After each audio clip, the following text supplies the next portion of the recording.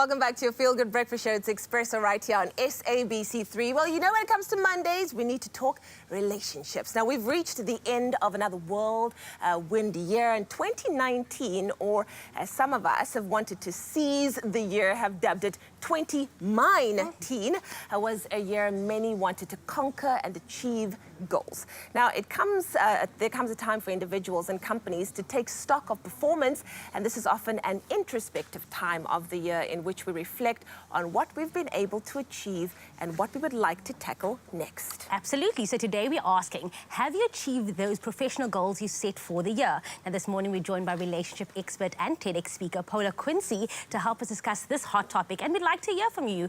So send us your questions, your comments as well. Head on over to our Facebook page, drop a comment on the post, and we'll engage with you live. So welcome, Ms. Paula Quinsee, the only one in the building. Thank you, ladies. Good to have you on the show, Paula. I want to ask you first, just to set the scene, why is goal setting so important for individuals and for companies alike? Well, goals equal growth.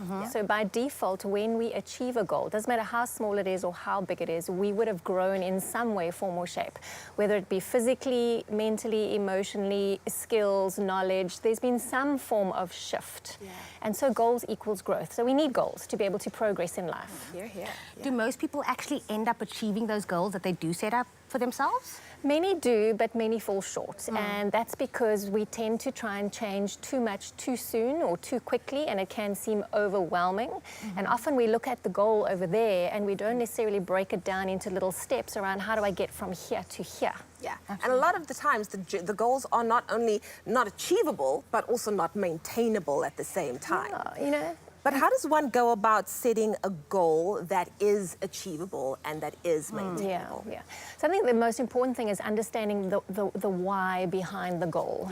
Let's take a weight loss goal, for example, because I know a lot of people are going to be, you know, festive season, summer's coming, that kind of thing. In March, 30th of Jan. So it's, let's say, for example, I want to lose 10 kgs. We look at that goal as that's where I'm focusing, but we don't understand the why behind that. What is that going to give me when I lose those 10 kgs? I'm going to feel better, healthier, more energy, more confident. I can fit into those skinny jeans, maybe the bikini, who knows? So it's understanding the why behind it, because that's what gives us the motivation and inspiration to keep going. And then how do we break that down into a realistic time frame? You're not going to lose 10 kgs in 1 week, let's be honest. But how do you break it down into, say, 3 weeks or 6 weeks or whatever it might be that's realistic I to think achieve that goal? a lot of people were shocked when you said you're not going to lose 10 Yeah, kgs sorry. in a week. Oh, no, I'm not.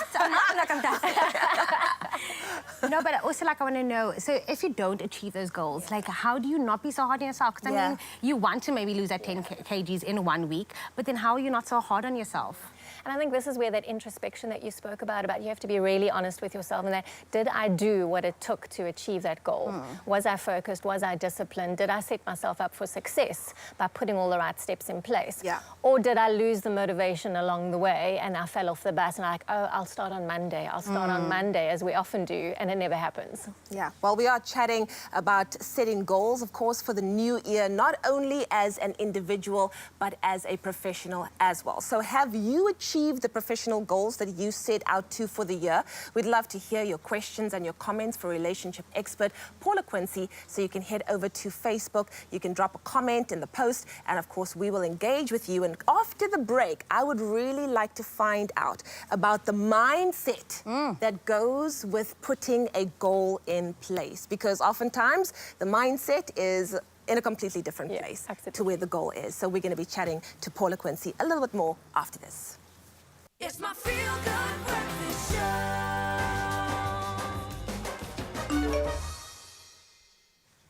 Welcome back to your Feel Good Breakfast Show right here on SABC3 Expresso Morning Show. Now, before the break, we were talking all about relationships and how we can achieve goals. But of course, it is Monday, and we're talking that hot topic, relationships. And today, relationship expert Paula Quinsee is in the hot seat to help us discuss importance of taking stock of your professional year and also setting goals for the new work year. Now, we'd love to hear your questions and comments. So head on over to our Facebook page, drop a comment and on the post, and we will engage with you. So thank you so much for still being with us this morning. Thank you. For not walking out.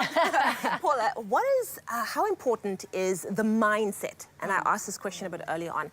The mindset and the language that we attach to the goals that we've set for ourselves for the upcoming year. So I think the first important thing is with the goal that you set for yourself, the big question to ask yourself is how badly do I want it? Yeah. Because if you want something badly enough, you'll find a way to make it happen. If you don't, you'll find every excuse under the sun as to why it can't. And that's where language is important. You know, often we're our own biggest enemies and our own biggest critics. And we go, oh, this is too hard. Oh, I can't do this. Oh, I'm not good enough. All those kind of things. So it's very important to pay attention to the language that we use when we are talking about our goals, not only to ourselves, but to other people as well. And the power of the mind in actually achieving something. You know? Absolutely. Yeah. Visualization is a great technique that I use for my own personal goals, but also with people that I work with. Because if you picture something, if you see it and you believe it, you can more than likely achieve it. Visualize that man, girl. Girl, I'm telling you. But something I want to ask, why is it maybe important or maybe not important to have someone there with you along with achieving your goals? Is it for accountability? What is it?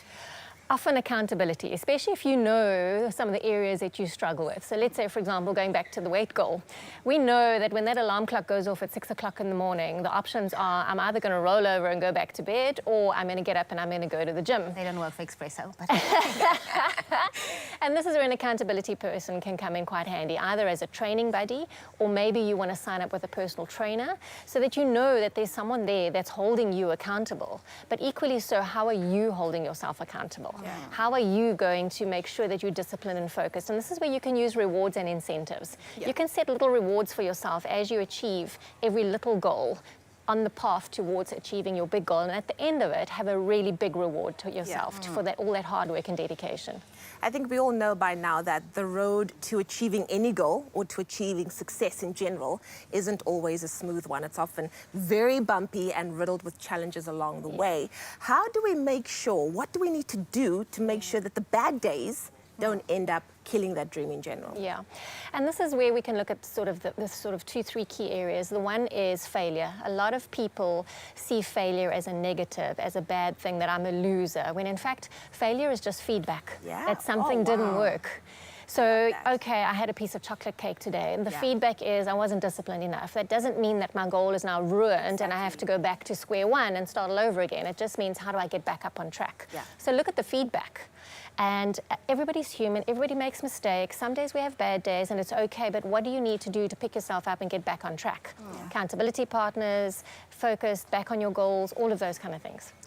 But how do we get back on track? Because like we're saying, New Year's is coming up now. People's going to start getting their New Year's resolutions out. But then we want to start the year off on a clean slate. How can we then do a step-by-step routine or process just to getting us back onto that goals?